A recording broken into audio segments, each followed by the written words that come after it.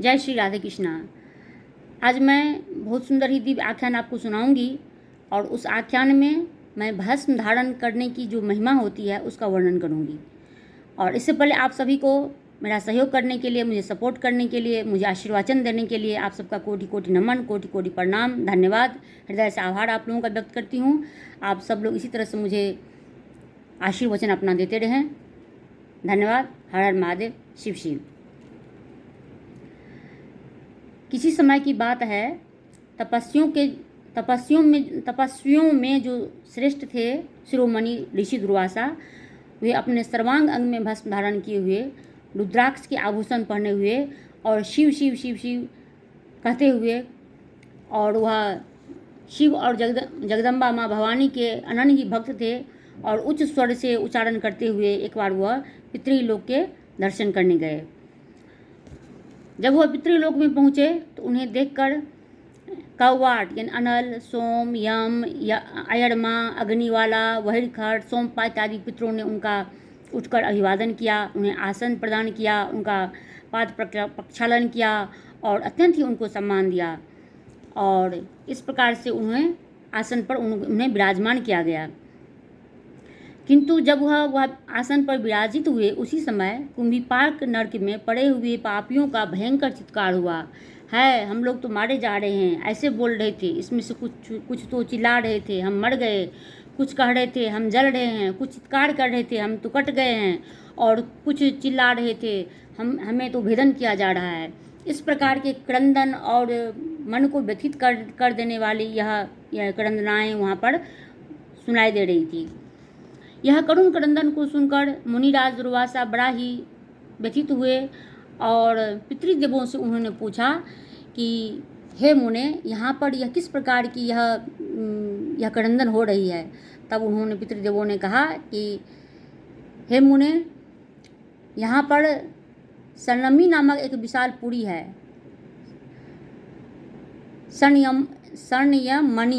मणि नाम का एक विशाल पुरी है जो पापियों के उनके कर्मों का फल प्रदान करने के लिए है और यहाँ पर यमराज भी विराजते हैं। हे अनग, साक्षात काल रूप तथा कृष्ण वर्ण वाले अनेक भयंकर दूतों के द्वारा यमराज उस पुरी में स्वामी के रूप में निवास करते हैं और उस पुरी में पापियों को उनके कुकर्म का भोग प्रदान करने वाले 86 कुंड बने हुए हैं। उस कुंभीपाक नरक में जो भयंकर रूप वाले दूतों से सदा हुआ नरक जो है वह घिरा रहता है और उनमें सबसे मुख्य कुंभीपाक नामक वह नरक है जो विशाल कुंड है। और उस नरक कुंड में मिलने वाली यातनाओं का वर्णन कोई भी सैकड़ों वर्षों में भी नहीं कर सकता। वह इतनी ही दुष्कर है, इतनी ही दुष्परिणाम देने वाली है, सभी पापों का वह मूल्यांकन करने वाली है और दंडित करने वाली है। तब पितरों ने कहा, हे मुने, जो शिव विष्णु के द्रोही होते हैं, जो देवी के निंदक होते हैं, वह यह कुंभीपाक नाम के इस नरक में निश्चय ही वह यहाँ विराजते हैं और इस कुंड में वो गिर जाते हैं। जो वेद के निंदक होते हैं, सूर्य, गणेश और ब्रह्मा के द्रोही होते हैं, हे मुने, वे लोग इस कुंड में गिरते हैं। जो लोग स्वेच्छाचारी होते हैं, जो तप्त समुद्र से अंकित होते हैं और त्रिशूल धारण करते हैं, वे इस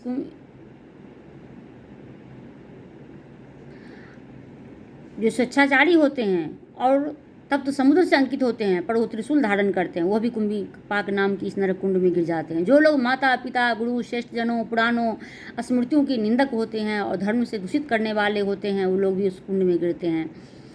सुनने में अत्यंत दारुण और महाभयानक यह ध्वनि उन्हीं लोगों की है। हे मुने, हम लोग यह ध्वनि नित्य सुनते रहते हैं और जिसके सुनने से मन में वैराग्य उत्पन्न हो जाता है। और मनुष्य का स्वभाव है, जब तक वह स्वयं पीड़ा को नहीं भोगता, दूसरे की पीड़ा को वह अनुभव नहीं करता। और जब पीड़ा स्वयं में होने लगती है तो निश्चित रूप से उसके भीतर दुख से व्यथित होने के पश्चात जब उसके लिए कोई मार्ग नहीं बचता तो वह वैराग्य उसके मन में उत्पन्न होता है, ईश्वर के प्रति अनुराग होता है और संसार से वैराग्य होता है। उन पितृगणों की यह बात सुनकर मुनिश्रेष्ठ दुर्वासा उन पापियों को देखने की इच्छा से वहाँ उससे उठकर चल दिए और शीघ्र ही कुंभीपाक नरक की कुंड पास में जाकर वह पहुँच गए। तो इतने में ही जब वहाँ पर वह गए तो उन्होंने अपने मुख को नीचे की तरफ झुकाकर उस कुंड को झांक कर देखा। जब दुर्वासा मुनि ने नीचे की ओर अपने सिर को किया, अपने मुख को किया, उसी समय उस कुंड में स्थित पापियों की स्वर्ग जैसे सुख, उस पापियों को स्वर्ग जैसे सुख की अनुभूति होने लगी। इससे पूर्व कुम्भीपाक नरक में जो गिरे हुए जो पापी थे वह सब दुख भोग रहे थे, क्रंदन कर रहे थे। ज्यों ही दुर्वासा ने अपने सिर को नीचे कर उस कुंड को झांका, उन्हें देखा, तत्क्षण ही उन पापियों को नरक का अनुभव न होकर स्वर्ग के सुख का अनंत अनुभव होने लगा। और वे कोई नाचने लगे, कोई नृत्य करने लगे, कोई मृदंग बजाने लगे, कोई दुंदुभी बजाने लगे और सब हंसने गाने बजाने लगे। और इस तरह से उनकी सुख समृद्धि का, उनके सुखों का कोई भी पारावार वहाँ नहीं लगा, परस्पर नहीं रहा। परस्पर वह सब वह वहाँ सुख से रहने लगे और वहाँ सुगंधित पुष्प की से आह्लादित हवाएं, वहाँ सुगंधित हवाएं वहाँ बहने लगी। यह देखकर मुनि दुर्वासा को बड़ा ही आश्चर्य हुआ कि यह क्या हो गया। यमदूत भी अत्यंत विस्मय में पड़ गए और यमदूत सर्वज्ञ धर्मराज के पास शीघ्र पहुंचकर यह सूचना उन्हें पहुंचाई कि हे महाराज, हे विभो, अभी अभी एक अत्यंत ही आश्चर्यजनक घटनाएं घटी हैं और कुम्भीपाक नरक में स्थित पापियों का जो वह नरक था वह अब स्वर्ग में बदल गया है। स्वर्ग से भी अधिक सुख वह प्राप्त करने लगे हैं वह पापी। ऐसा कैसे हो गया, क्या कारण है, हमें तो कुछ नहीं जानते और इस घटना से हम सभी लोग अचंभित हैं, इसलिए हम आपको ये सूचना देने आए हैं। दूतों की यह बात सुनकर धर्मराज शीघ्र ही उठ खड़े हुए और एक विशाल महिष पर आरूढ़ हुए और उस कुम्भीपाक नरक के लिए प्रस्थान हुए जहाँ वे पापी पड़े हुए थे। उन्होंने अपने दूतों को द्वारा स्वर्ग के अमरावती के राजा इंद्र को उन्होंने सूचना भेजी और इस संदेश को सुनकर देवराज इंद्र भी ऐरावत हाथी पर, उच्चैःश्रवा हाथी पर आरूढ़ हुए और वह वहाँ चल पड़े। ब्रह्मलोक में ब्रह्मा जी को, वैकुंठ में विष्णु जी को और अन्य सभी देवताओं को और सभी मुनियों को, गंधर्वों को, सबको सूचनाएं भेज दी गई। इस आश्चर्यजनक घटना की सूचना सबको पहुंचा दी गई। वे सभी कुम्भीपाक को इधर उधर घेर कर सब खड़े हो गए। वहाँ पर स्थित जीवों को स्वर्ग से अधिक सुख को भोगते हुए उन्होंने देखा। सब विस्मय हो गए, सब विस्मय में पड़ गए और इसका कारण क्या है ये किसी को समझ में ये बात नहीं आई। ओहो, इस कुंड में तो नरकगामी जो मनुष्य थे, जो पड़े हुए थे नरकगामी, वो सब तो सुख भोग रहे हैं, पाप का तो लेश मात्र भी यहाँ पर नहीं है। और यह सब कैसे हो गया? तो परमेश्वर के द्वारा बनाई हुई इस वेद मर्यादा कैसे यह विनष्ट हो गई? भगवान ने अपने ही संकल्प को कैसे मिथ्या कर दिया? यह सब प्रकार के नाना प्रकार के विचार वहाँ पर सब अपने अपने मंतव्य को व्यक्त करने लगे। ऐसा कहते हुए सभी देवता उदास हो गए और घटना का कारण किसी को अभी तक पता नहीं चला। इस बीच भगवान विष्णु देवताओं आदि से मंत्रणा करने के पश्चात कुछ देवगणों के साथ शिवजी भी वहाँ पधारे और वहाँ पर उन पार्वती सहित शिवजी वहाँ पधारे और वह विराजमान सब हुए। करोड़ों कामदेव के समान सुंदर, परम रमणीय और सुंदर शरीर वाला लावण्य खान, अद्भुत सदा 16 वर्ष की कम अवस्था वाले और अनेक विधि अलंकारों से अलंकृत, सुशोभित, विधि और विविध गणों से घिरे हुए शिव को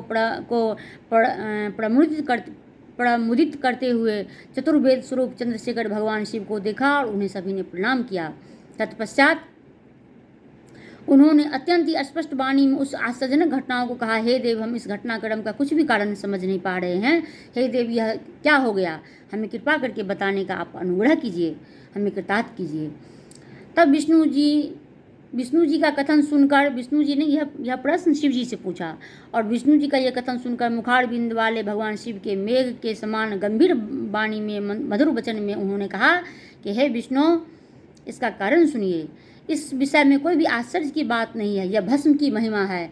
भस्म से क्या नहीं हो सकता है। सर्वसम्मत होकर अथवा भस्म, त्रिपुंड आदि धारण करके दुर्वासा मुनि कुम्भीपाक नरक को देखने आए थे और वे मुख झुकाकर नीचे की ओर देखने लगे। तभी उनके ललाट पर जो भस्म स्थित था, उनके कुछ कण दैव योग से वायु के प्रभाव से, सुगंधित वायु के प्रभाव से इस कुंड में गिर गए और उसी क्षण यह सारी घटनाएं हुई। और यह भस्म की ही महिमा है।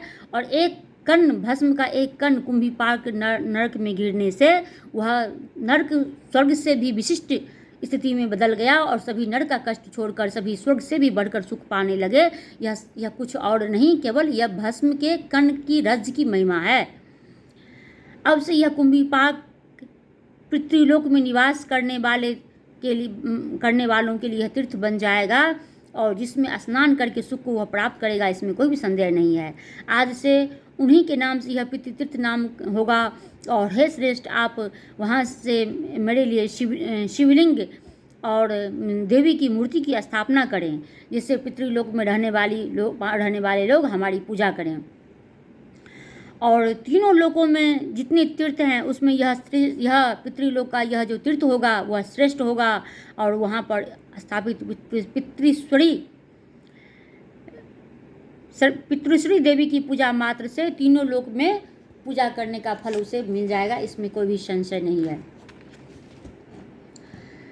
तब श्री नारायण बोले कि नारद जी को कि हे नारद, महादेव जी की यह बात सुनकर विष्णु जी ने सिर झुकाकर उन्हें प्रणाम किया और उन्हें आज्ञा उनसे लेकर देवताओं के पास वह चले गए। तब वहां पहुंचकर भगवान विष्णु ने शंकर जी द्वारा बताई हुई समस्त बातें उनसे कहीं, और जिस पर सभी देवता सिर झुकाकर साधु साधु कहने लगे। ब्रह्मा विष्णु देवता भस्म के महात्म की प्रशंसा करने लगे और हे परम तप, कुम्भिपाक के तीर्थ हो जाने पर पितरों को बड़ी ही प्रसन्नता हुई। और देवताओं ने उस तीर्थ के तट पर शिवलिंग और देवी की माता पार्वती की मूर्ति की विधिवत वहाँ पर स्थापना की और प्रतिदिन वहाँ पूजा होने लगी, जो पितृलोकों में पितृश्री देवी के नाम से प्रख्यात हुई। अपने पाप कर्मों का फल भोगने के लिए उस कुंड में जितने भी जीव थे वे सब विमान पर आरूढ़ होकर कैलाश मंडल को चले गए और शिव सायुज को प्राप्त हुए। और वे इस समय भी वहाँ भद्रगण निवास करते हैं। और फिर वहाँ से दूर अन्य स्थल पर कुम्भिपाक नामक जो नरक है उसका निर्माण कहीं दूर जाके किया गया। और वह पहले का जो कुम्भिपाक था वह पितृश्री नगर के नाम से, तीर्थ के नाम से वह संसार में विख्यात हुआ। कहीं भी अन्न पूजा करने का जो फल नहीं मिलता वह पितृलोक में वह पितृश्री देवी देवता के पूजा करने से उसका फल मिल जाता है। तो भस्म और त्रिपुंडधारी शैवों का कुम्भिपाक नरक में जाना तब से वृद्ध हो गया। जो भी भस्म धारण किए रहते हैं उन्हें कुम्भिपाक नरक में तब से जाने की मनाही हो गई, क्योंकि दुर्वासा मुनि ने जो त्रिपुंड यानी भस्म का जो त्रिपुंड उन्होंने धारण कर रखा था उनके एक कर्ण रज गिर जाने से कुम्भिपाक नरक सुख में परिवर्तित हो गया और वह स्वर्ग में परिवर्तित हो गया। तभी से किसी भी शैव जन को जो भस्म धारण किए रहते हैं उन्हें किसी भी प्रकार के कुम्भिपाक नामक नरक में जाने की मनाही कर दी गई है। तो भस्म के धारण की बड़ी ही महिमा है। जो भस्म धारण किए रहते हैं निश्चित रूप से वह शिव सायुज को प्राप्त करते हैं। जो भस्म स्नान करते हैं सभी पाप उनके मिट जाते हैं। जो भाल पर भस्म का त्रिपुंड धारण करते हैं, मुख में शिव का नाम लेते हैं और गले में रुद्राक्ष की माला धारण करते हैं, वह जहाँ जहाँ जाते हैं वहाँ वो शिव क्षेत्र का निर्माण करते चले जाते हैं। उनके दर्शन करने मात्र से निश्चित रूप से मनुष्य को शिव के दर्शन का फल मिल जाता है, इसमें कोई भी संशय नहीं। जैसे गंगा गंगा कहने से मनुष्य का पाप मिट जाता है और गंगा में स्नान करने से उसके भीतर के और बाहर के दोनों पाप उसके मिट जाते हैं, वह विष्णु लोक को प्राप्त करता है। इसी तरह से भस्म धारण करने वाले को शिव सायुज की प्राप्ति होती है, इसमें कोई भी संशय नहीं है। इसलिए ये भस्म धारण की महिमा है। इसलिए स्त्री पुरुष सभी को 10 उंगली, 9 उंगली, 8 उंगली, 6 उंगली, 5 उंगली, 3 उंगली का भस्म अवश्य धारण करना चाहिए। और जब नीचे से ऊपर की ओर हम भस्म धारण करते हैं या तिलक लगाते हैं तो निश्चित रूप से वो ब्रह्मा विष्णु महेश 3 उंगली में जो पहली रेखा होती है वह ब्रह्मा जी की होती है, जो मध्य रेखा होती है वो पालनकर्ता विष्णु की होती है, जो ऊपर की रेखा होती है वो शिव जी की होती है। इस तरह से 3 उंगली का जो भस्म होता है वह ब्रह्मा विष्णु महेश के प्रतीक होते हैं, जो आपकी सब तरह से रक्षा करते हैं। तो ये भस्म धारण की महिमा। इसलिए सभी स्त्री पुरुष बाल वृद्ध नर नारी सबको, सधवा विधवा सबको ये धारण करना चाहिए और केश पर्यंत धारण करना चाहिए। अगर जानकारी अच्छी लगी तो लाइक कमेंट शेयर सब्सक्राइब कीजिए। फेसबुक पर संजना झा को फॉलो कीजिए। मेरा यूट्यूब चैनल शिव परिवार धर्म को भी सब्सक्राइब कर दीजिए, वहाँ भी लाइक कमेंट शेयर सब्सक्राइब कीजिए। धन्यवाद। हर हर महादेव। शिव शिव। जय माँ दुर्गा, जय माता पार्वती।